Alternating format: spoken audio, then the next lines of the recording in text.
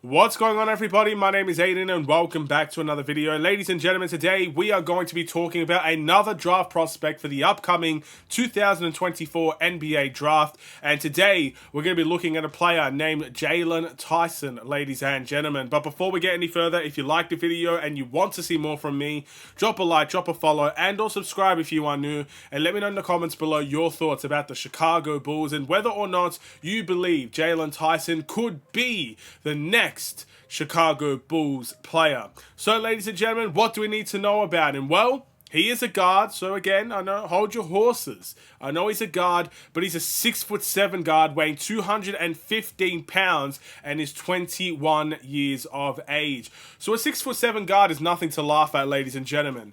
And it's a player that maybe doesn't necessarily scream superstardom, but definitely screams versatility to me.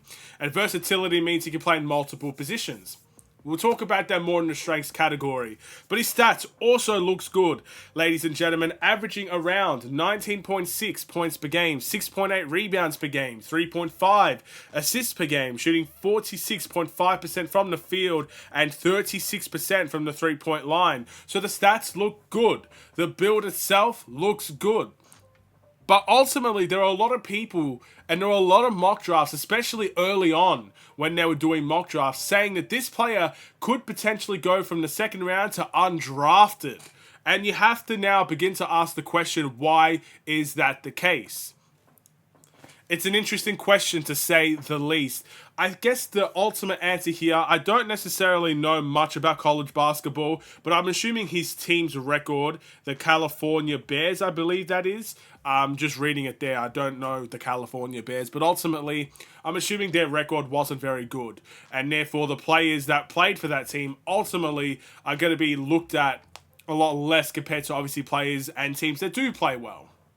You know, that's the type of situation that we're thinking of here. But honestly, I genuinely don't understand why people are ranking him so low. So look, if you have ins and outs and total expertise on the player, let me know in the comments below why he's rated so low compared to a lot of other guys that we've seen. The stats are nowhere near as good and also has potential to do other things as well outside of just the scoring end. But what are his strengths? Well, I mentioned versatility, playing different positions. A 6'7", you can see him run the point from time to time. I think that's a capability of his.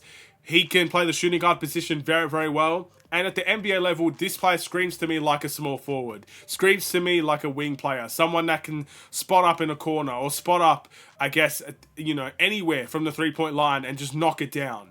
36% from the three-point line is rather good, which is another positive in his cap. He's a good three-point shooter. He's also good around the rim. I think this player has a really good potential to improve his efficiency, and his shot selection, in my opinion, is key as well. I love the tenacity on the rebounding end. I'm always going to love a point guard or a guard in general that's going to fight for rebounds. 6.8 rebounds per game. For a guard's perspective, that's really, really nice. And the guards should be doing that. They should be coming out and helping out the centers and the forwards, box out, secure rebounds, and go on from there. I'm very, very happy that we're talking about a player right now that has an ability and a tenaciousness to go and get a rebound and fight for a rebound. He seems to me like a hard worker, a good team player, and ultimately does have potential, in my opinion, to be a good 3-and-D player. So those look really, really positive. What more could you want from a player, ladies and gentlemen? Well, we need to take a deeper dive into the negatives. I don't necessarily see that many negatives either to his game, in all honesty. The biggest thing that screams out to me is that he does like to turn the ball over a lot, averaging 3.1 turnovers per game at the college level. Again, this could be a sign that his team was rather weak and he had to step up, and therefore you turn the ball over a lot. It could just be there's a lot of kinks in his game that he needs to figure out when it comes to his playmaking and ball handling and stuff of that nature. But one thing we know for certain, that definitely needs to be cleaned up at the NBA level. People have called him a not ready or not necessarily a defensive stopper. And that could be something that you could see at the NBA level. Look, he averages around 1.2 steals per game, 0.5 blocks per game this season, which I think is a pretty decent return for someone that is 6'7". But again, I have not seen much of his defensive potential. I look at the build himself, I look at his athleticism, I look at what he's able to do.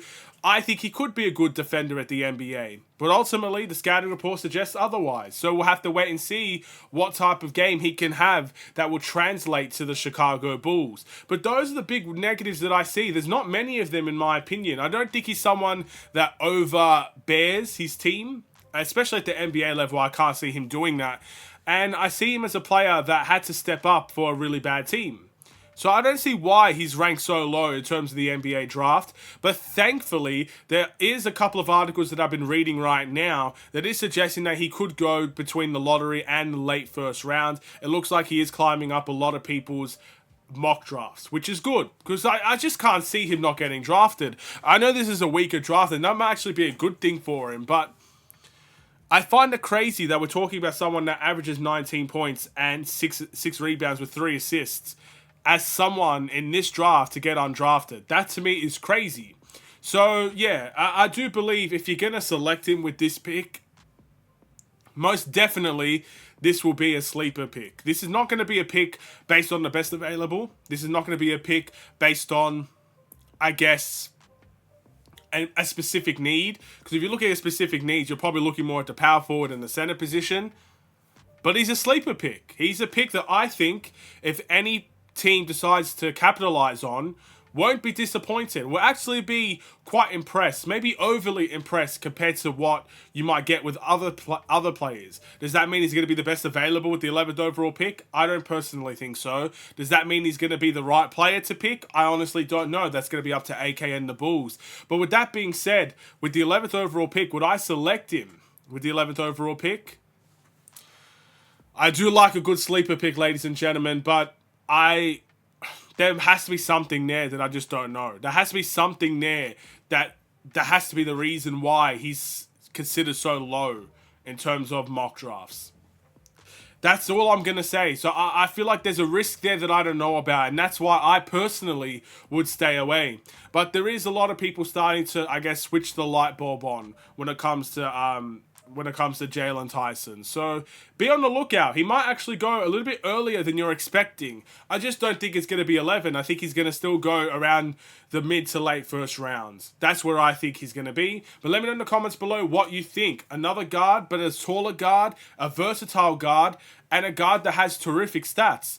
I don't necessarily see too many weaknesses in him, in all honesty. I just don't know if he screams superstar to me. I could definitely see him being a bench player in a team that, you know, needs a couple of 3-and-D guys. I could see him being a solid starter, but I don't see him as a superstar or anything like that. I still think there's a lot more room for improvement there before we can call him a star or a good starter at this point in time.